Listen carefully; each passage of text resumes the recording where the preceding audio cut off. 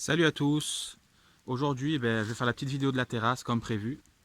Donc la petite terrasse, je vais commencer par mettre les parpaings. En fait, c'est pareil, hein, c'est comme le chalet, ça va être comme ça. La terrasse va reposer sur des parpaings.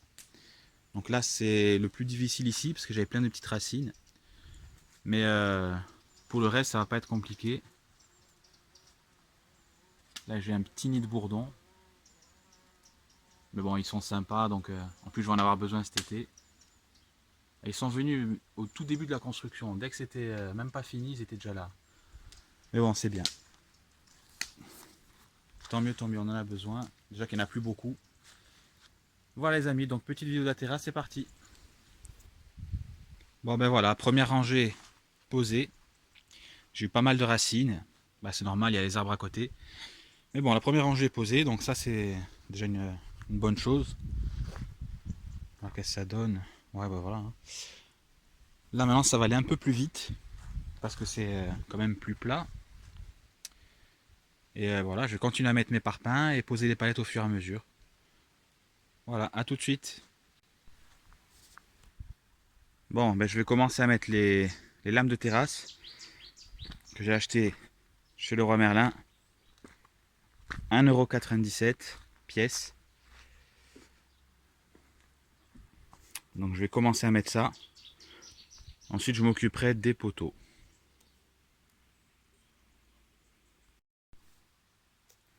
Donc là j'en suis à la moitié. À peu près la moitié de la terrasse. Donc comment je fais pour les vis? J'en mets 6 par lame. Donc j'en mets 2 ici, 2 au milieu et 2 au bout. Et ça suffit largement. Par contre mettez des vis inox, n'oubliez pas parce que sinon la terrasse, vous n'allez pas en profiter longtemps. Ça c'est moi qui vous le dis. Par expérience, les vis qui sont pas inox, qui vont dehors, laisse tomber quoi.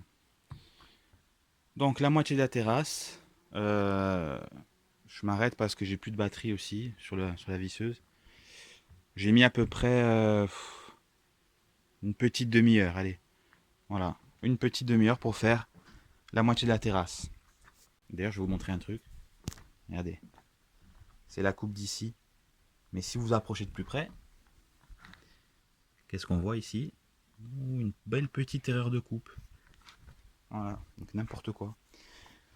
Voilà, donc faites pas comme moi hein, pour l'erreur de coupe. Vérifiez bien. Et je vous reprends pour la fin de la terrasse. Voilà les amis, bah écoutez, la terrasse est terminée. Alors j'ai mis les poteaux, j'ai mis les petites lames. Les poteaux, c'est une ancienne poutre de récupération. Et les barrières que vous voyez, c'est des piquets de clôture en châtaignier. Donc ça coûte, ils font 2 mètres l'un. Et ça coûte à peu près 4 euros, je crois, entre 3 et 4 euros. Donc ça vaut le coup. Il m'en restait, j'en ai même mis ici. Je trouve que ça donne un effet un peu rondin, c'est bien.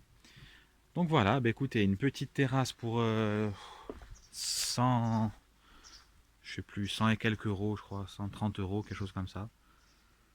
Et ça habille tout de suite quand même un peu mieux le chalet. Donc voilà, que la terrasse et le chalet, ils sont faits sur le même principe. Voilà, c'est exactement ça. Donc là, je mettrai une planche pour couvrir un peu, pour cacher ça, et puis voilà.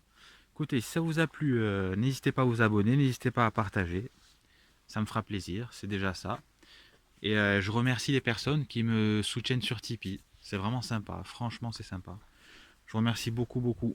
A plus!